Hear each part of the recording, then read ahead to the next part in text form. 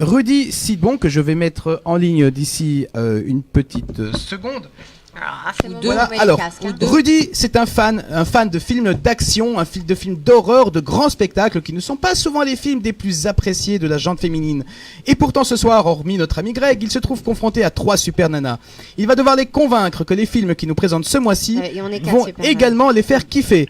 Alors, prêt pour ce défi de filles? Bonsoir Rudy. Bonsoir Rudy. Bonsoir Mickaël, bonsoir à tous les chroniqueurs et chroniqueuses en force ce soir. Ravi d'être avec vous. Rudy, j'ai parlé de films d'horreur. Est-ce que tu es sûr que tu veux vraiment parler d'un film d'horreur avec nos chroniqueuses d'aujourd'hui? Oui, parce que Us, c'est un film qui défraie un peu la chronique. Alors, je sais pas si c'est celui que tu as choisi en premier. C'est ça. Parce que là, je visualise pas, c'est celui-là, hein, c'est Us. Alors pourquoi? Parce que son réalisateur, en fait, Jordan Peele, a réussi un coup de maître. Le premier film qu'il a réalisé l'année dernière, qui s'appelle Get Out, scénario, en fait, le prix du meilleur scénario, l'Oscar du meilleur scénario à Hollywood. C'est un film qui a coûté 4,5 millions. C'est rien. Et qui en a rapporté, il a coûté quasiment que dalle, hein. C'était produit par Blumhouse Productions. Et il a rapporté, un chiffre, je vous laisse deviner à peu près combien il a rapporté. Plus de 100 millions. Non, 25. T'es loin. Vous êtes loin, les amis. Plus de 300 millions. Attends, on parle encore en shekels? 300, juste un peu moins. Non, millions de dollars. 280 000, j'ai le juste prix. Non, c'est pas ça. On n'est pas très loin. Je vous donne le chiffre. Comme ça, je vais vous parler du film après. C'est 266 millions, ce qui est énorme par rapport à un budget de 4,5. Bénéfice. Non, à peine. Ah bah oui. Alors, il faut savoir quand même qu'ils ont rajouté 20 millions de campagnes de pub pour arriver à ce résultat. Bon, mais c'est plus les 24, ça fait 25. Bon, je pense que ça va. Ils sont rentrés dans leur sous. Ça va, je pense. Ils sont rentrés. Et du coup, c'est pas vraiment une suite, mais c'est son deuxième film, Us. Donc forcément, il est très très attendu. Il est sorti le 20 mars, donc il n'y a pas très longtemps. Hein, ça fait exactement 3 semaines. Et ce film il n'a pas coûté grand chose non plus. Hein, il a coûté 20 millions. Et à ce jour, il a rapporté 216,5 millions de dollars à travers le monde, bien sûr. Alors, l'affiche est très sympa. Arrête, ça fait peur. L'affiche est très sympa. Alors, c'est un film qui fait très peur, effectivement. C'est plus un thriller, mais il y a aussi un côté un peu fantastique. Alors, je vous fais le pitch très très rapidement. En fait, c'est Gabe et Adelaide Wilson, hein, donc c'est un couple afro-américain qui se rendent avec leurs enfants dans une maison de vacances pour passer un peu de temps entre eux avec leurs amis, etc. Et le problème, c'est que le séjour, il va devenir très compliqué. Et ouais, ça va devenir un vrai cauchemar en fait parce qu'ils vont tomber sur une bande d'inconnus devant leur maison un soir, donc c'est quelque chose d'assez inquiétant. Et ces inconnus en réalité, ce sont eux en double maléfique. Donc le terme c'est doppelganger. Quoi, ils tombent sur eux-mêmes, que c'est leur propre visage, c'est ça que tu racontes? Eh oui, d'où le nom Us. Nous. T'imagines? Exactement. C'est comme moi quand j'arrive sur le plateau et que je tombe sur Galit. Exactement. Donc, mais je veux savoir lequel est le côté néfaste. C'est ton double maléfique. Galit, c'est une doubles. Ah, c'est toi le maléfique. C'est toi la maléfique. Ah bah Galit aux écoutes. Alors Galit, c'est le double maléfique de Jaune. Bonsoir Galit. C'est l'inverse, elle a dit. Et c'est vrai que c'est pas rassurant de voir ça. Enfin, vous êtes tranquille à la maison, d'un coup les plombs sautent, on se dit mais qu'est-ce qui se passe? Alors malgré tout, c'est vrai que si le film est très très anxiogène, angoissant, il y a beaucoup d'humour. Et la carte de l'humour, en fait, c'est le rôle du papa, qui est très drôle parce qu'il a un côté aussi un peu décalé dans le film. Et donc la situation est dramatique et lui, il balance des phrases en fait qui sont complètement... En fait, ça rend le truc super comique. Donc du coup, ça permet d'atténuer un petit peu l'horreur du propos. Mais dans l'ensemble, c'est un film qui est assez dérangeant et qui est assez perturbant, je dois dire. Qui va les voir ici en plateau? J'allais dire pas pour moi. Non, pas pour moi. Je dors plus pendant des heures. Tu n'as pas rempli le défi Us. Moi, le pitch est super. Non, j'irai pas le voir au cinéma. Enfin, même alors attendez, parce que... Ouais, oui, si, en tu vois le en film. VOD, ouais, je peux voir le film. Ah non, moi pas du tout. Non, moi non plus. Ah, pas du tout. Moi, tant qu'il n'y a pas de clown, ça va, quoi. Je préfère les clowns. Alors après... du clown. C'est ça le film. Ouais, c'est ça. Alors ça, il était bien. Alors ça, attention, c'est pas la même peur. Hein. Ça, c'est plus dans le fantastique, la peur viscérale, etc. Non, mais moi, c'est pas ça. Moi, c'est juste les clowns, en fait. Les vrais clowns, quoi. Les trucs qui vont au cirque, quoi. Alors, pour une, tu te braques à la maison. Non, mais c'est interdit les clowns. Pourim, elle fait son ménage de Pessard, toi, pour pas sortir.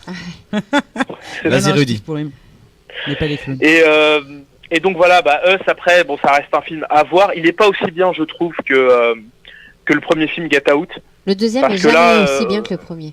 Oui, c'est très rare. Ouais, mais apparemment, c'est pas. Alors c'est pas une suite, attention. Hein. Non, mais même. C'est pas la même histoire, c'est pas une suite. C'est juste son deuxième film. Le livre, tu vois, Joël Dicker, c'est bon, on attend. Il a quand même fait 216 millions. Oui, mais bon, il y a rien à faire, on va comparer. Ah, mais le mieux, le premier. Si je vous dis éléphant. Dans le... Ouais, ça je veux. Ah, tu veux l'éléphant? Qui veut l'éléphant? Oh là là, avec des grandes oreilles. Et qui vole. Dumbo. Ah ouais. Eh oui. Ah ouais, je veux Dumbo et je veux le roi lion. C'est un film d'horreur, Dumbo, maintenant? Non, c'est pas d'horreur. Non, ça y est, on est passé à autre chose. Ouais, on est passé à un autre film. On est passé à Dumbo, sans transition aucune. Donc Dumbo, film sublime, magnifique, à voir bien évidemment avec vos enfants. Mais j'ai l'impression que ce genre de film, en fait, parle plus aux adultes. Ah ouais, là, le Dumbo, là, c'est pas vraiment pour les gosses. Ouais. J'ai été ma femme qui était voir avec ma fille, c'est ma fille et ma femme qui ont pleuré ensemble. Donc Ah ouais, non, c'est ça. Il est beau. Là, c'est un film qui est très très émouvant et en fait, c'est vrai que déjà Dumbo en dessin animé, tu chiales. alors là, laisse tomber. Ah oui, très très émouvant, je trouve. Et le film, franchement, lui rend un bel hommage et c'est vrai que généralement Tim Burton, il est plus dans de la poésie un peu macabre. Ça a été un peu son fond de commerce. Il y a quand même une exception qui confirme cette règle, c'est le film Big Fish, qui est exceptionnel, qui a été un vrai coup de cœur pour moi. Big Fish, c'était... Voilà, donc si tu l'as vu, c'est un film qui est magique, qui fait pleurer aussi, qui est sublime, c'est de la poésie filmée. Et je trouve que Dumbo se rapproche énormément. D'ailleurs, pour l'anecdote, l'acteur Danny DeVito, qui est très petit de taille, dans Big Fish, il jouait aussi ce rôle-là en fait. Dans le cirque, c'était lui qui présentait un peu tout ça. Donc il a repris plus ou moins ce rôle-là qu'on avait déjà entrevu dans Big Fish, sauf que là on raconte l'histoire de Dumbo. Donc c'est une histoire qui est très belle, qui est très triste aussi. Et ce qu'il y a de bien, c'est qu'il y a un message derrière. Et Tim Burton, en fait, à la fin du film, dans sa conclusion que je ne vais pas révéler, il est logique en fait par rapport au cirque et par rapport à ce que les animaux subissent. Et ça, j'ai trouvé ça super. Maintenant, au-delà de tout ça, le casting est juste exceptionnel. Et pour moi, c'est vraiment un film qu'il faut aller voir, surtout quand on est adulte, parce que c'est un film qui parle aux adultes qui ont gardé en fait leur âme d'enfant. Rudy, j'ai une vraie question pour toi. Oui. Les Disney ont remis à l'ordre du jour, je pense, Mowgli, ensuite le Roi Lion, Dumbo, tu me corriges si je me trompe. Est-ce qu'on est... J'en ai vu aucun pour le moment. Est-ce qu'on est en copie du dessin animé ou alors il y a une liberté dans l'histoire, dans le scénario? Quel est le rapprochement par rapport au dessin animé original de Disney? Alors, l'histoire reste classique, ça reste la même, sauf que si tu veux, le résultat est différent parce que le dessin animé, c'est plus effectivement pour l'enfant, c'est du dessin, c'est des couleurs, mais malgré tout, c'est là que c'est fort en fait dans ce qu'a fait Tim Burton, c'est que le film utilise aussi beaucoup de couleurs. C'est très pastel, c'est très joli visuellement parlant, et alors je sais pas je pense qu'il y a beaucoup de synthèse derrière, mais on reste quand même fidèle au dessin animé, à l'histoire du dessin animé. Il y a quand même quelques libertés, bien évidemment, parce que sinon, si c'est pour faire un calque, ça n'a pas d'intérêt. Mais le fait de le transformer en film en gardant la même intensité, la même émotion qu'en voyant un dessin animé, je trouve que c'est un super beau pari et c'est pour ça que le film cartonne. On retrouve juste quelques chiffres. On retrouve la petite souris avec son petit chapeau? Non, pas dans le film. Ah, dommage. Les chiffres? Non, on voit pas les chiffres. C'est un film qui a coûté cher. Il a coûté 170 millions de dollars, ce qui est pas rien, c'est un sacré budget. C'est un peu plus qu'Uz. Ouais, je pense à mon avis, c'est peut-être aussi par rapport à ce que je vous disais tout à l'heure, la synthèse, notamment Dumbo, parce que Dumbo, en fait, c'est pas un vrai éléphant qui est petit. Il a été refait en synthèse intégralement. Ah là, tu viens de nous casser un mythe. Ouais, mais ça se voit en même temps. Si vous voyez la bande-annonce, vous voyez... Ah non, ils veulent pas du tout, non. Je sens que t'es très déçu. Et d'ailleurs, je tiens à dire que la petite souris n'existe pas et que le Père Noël non plus. Pour voilà, alors là comme ça au moins c'est sûr, c'est net. Mais non, mais faut pas. Je suis désolé. Attends, fais pas ça. Il y a des enfants qui nous écoutent, quoi. Attends, on est suivi par 15 millions de personnes. Là. Oui, je sais, mais papa, oui. Mais papa Hanouka existe quand même. Il a rapporté combien jusqu'à présent? Alors il est sorti. Alors faut savoir une chose pour l'anecdote aussi, c'est que ce film donc Dumbo, il est sorti en France avant de sortir aux États-Unis. Bon, pas énormément, ça s'est joué à 2 jours d'écart. Et donc, il est sorti dans tous les pays en même temps quasiment. Donc, c'est très très récent. Ce film, il est sorti il y a 2 semaines, le 27 mars. Et il a rapporté à ce jour 214 millions Donc tu vas pas y à mon avis, il rentre dans ses frais là. Là, il a déjà dépassé puisqu'il a coûté 170, il est à 214 en à peine 2 semaines. Je pense qu'il va atteindre les 400 millions sans aucun problème. Et en France, il a déjà dépassé le million d'entrées, il a 1 100 et quelques mille entrées. Il y a un film qui porte le nom d'une application de musique et qui est également très coloré. Shazam, bien évidemment. Shazam, alors c'est le film qu'il faut pas louper. Alors celui-là, allez-y avec. Par contre, allez-y avec des ados. Hein. N'y allez pas avec des enfants en bas âge, parce que j'ai vu des gens dans la salle avec des enfants qui étaient en pleurs, qui ont été obligés de sortir. Il y a des scènes qui font un peu flipper quand même. Faut le savoir. Attends, on parle de l'application de musique là? Non, du film. On parle de Shazam, le film de super-héros. C'est le titre, mais c'est un film. On dirait Alain Chabat sur l'affiche, Alain Chabat jeune qui fait des bulles d'un chewing-gum. C'est ça. Voilà, c'est Zachary Lévy, mais effectivement. Mais non, alors c'est un super film. Zachary Lévy, c'est pas celui qui a fait Chuck. Il y en a eu qu'un seul. Eh oui, c'est le fameux Chuck. Quelqu'un connaît la série Chuck? 5 5 saisons, la série Chuck, je vous la conseille si vous avez les moyens de le voir. C'est fabuleux. Avec Zachary Lévy, voilà. C'est très drôle. Et écoute, voilà, tu me donnes envie d'aller voir Shazam. Au moins, c'est déjà ça. Je t'écoute, Shazam, parle-nous. Et il passe. D'ailleurs, Shazam passe en Israël. Hein, c'est ce que tu m'avais dit, je crois. Oui, en français, grâce à iCinema. Cinéma, ouais. En ce moment, d'ailleurs. Ah bah, courez-y parce que franchement, il est drôle. Il est super drôle. Alors d'ailleurs, ce qui est bizarre, c'est que d'habitude, c'est surtout les films estampillés Marvel qui mettent beaucoup d'humour dans leurs personnages. Et ben là, je dirais que DC Comics a voulu faire un peu de Marvel. Il l'a fait marveleusement bien. Oh, faire un petit jeu de mots, bravo. C'est cadeau, voilà, c'est pour moi. Les jeux de mots de Monsieur Wolf. Tu traînes trop. On essaye de. Fais gaffe. Par contre, il va falloir en enchaîner quelques-uns si tu vas arriver à son niveau, mais on est bon. C'est la bonne voie. Petit à petit, il est athlète, comme on dit, même si je suis encore en France. Voilà, mais quoi qu'il en soit, donc c'est un film très drôle, vraiment très très drôle. Alors c'est un film de super-héros, bien entendu. Et est-ce que vous savez ce que veut dire Shazam? Ouais, moi je sais. Oui, dans le téléphone, hein, c'est encore plus. C'est les initiales. Alors je pourrais pas toutes te les dire par cœur, mais c'est les initiales de tous ses pouvoirs. C'est un peu ça. C'est le cumul de tous les pouvoirs qui forment Shazam. Voilà, alors le S, on le connaît, hein, le S. C'est qui le S? Superman. Super. Non. Non. Je peux dire alors c'est un personnage qui a une grande sagesse, qui est dans la Torah. Splinter, non. Un grand sagesse avec un S dans la Torah. Dans la Torah. Oui, quelle page? Quelle page? Je vais pas te la donner. Mincha. La sagesse. Qu'est-ce qui incarne la sagesse dans la Torah? Personnage biblique. Très connu. Vas-y, avance. Shmuel. La sagesse. Mais non, on parle de super. Bon, alors vas-y parce que tu nous as perdu là. Ouais. Bon bah la sagesse du roi Salomon. Ah mais évidemment, mais j'étais sur Shlomo. Ah là, bah oui, c'est facile, Shlomo. Mais bien sûr. Ah, mon mari l'a dit Samuel, non, c'est pas ça. Ouais, parce que non, on écrit Shlomo avec un C, hein, en même temps. Ah oui, mais là c'est Salomon en français. Ok. Eh oui, Salomon. Le S de Salomon pour la sagesse, le H. C'est ça. La force d'Hercule pour le H. Joli. Le A pour Atlas, l'endurance d'Atlas. Ensuite le Z, c'est un dieu grec. Zeus. Pensez à qui? Zeus qui exactement. La puissance de Zeus. Exactement. D'ailleurs son pouvoir c'est qu'il balance des éclairs aussi, hein, comme une boule de feu. Ensuite le A comme le courage de quelqu'un dont on parle quand on a le tendon qui fait un peu mal derrière. Achille. Voilà, et enfin la vitesse d'une planète qui est Mercure. pas très loin. Bravo. Mercure. J'allais dire après Vénus. Il a des super pouvoirs. En tout cas, il a des super pouvoirs. Il a tout ça concentré en fait en lui, donc grâce à une rencontre avec un sorcier. Il sait voler, il sait tout faire. Et c'est alors au début, il le sait pas. Hein. Et c'est un Lévy en plus. Alors ce qu'il faut savoir, c'est que j'ai vu ça en préparant l'émission, c'est que Zachary Lévy a joué dans un film un personnage. Il a incarné un personnage qui s'appelle Asher. Grant Asher, dans le téléfilm Un célibataire à New York en 2003. Et ben figurez-vous que l'acteur qui incarne le personnage de Shazam à son âge, donc à 14 ans, et ben il s'appelle Asher, Dove Angel. Et c'est aussi quelqu'un de chez nous. Comme quoi, hein, ils ont fait un casting très très fort. C'est fou, hein, ils contrôlent les médias, Hollywood.